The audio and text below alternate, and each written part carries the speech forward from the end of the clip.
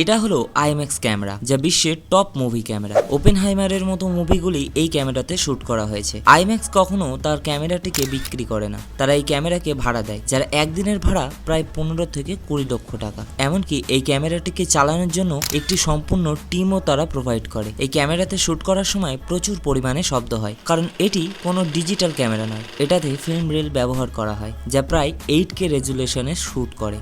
IMAX শুধু একটি camera নয়, এটা হলো এক ধরনের এক্সপিরিয়েন্স। এই ক্যামেরায় শুট করা মুভিগুলি দেখার জন্য আইম্যাক্স থিয়েটার আছে, এমনকি এই মুভিগুলিকে প্রজেকশন করার জন্য আইম্যাক্স নিজস্ব প্রজেক্টরও ব্যবহার করে। এছাড়া তাদের থিয়েটারে বিশেষ রকমের সারাউন্ডিং সাউন্ডের ব্যবস্থা থাকে, যেখানে 18x24 মিটারের বড় একটি স্ক্রিন থাকে, যার রেজুলেশন 1.43:1। আইম্যাক্সের এই কস্টলি ক্যামেরা সবাই ব্যবহার করতে পারে না, তাই তারা এর বিকল্প হিসেবে আরো কিছু ক্যামেরা বার করেছে, যেমন আইম্যাক্স ডিজিটাল 2K ক্যামেরা এবং আইম্যাক্স উইথ লেজার 4K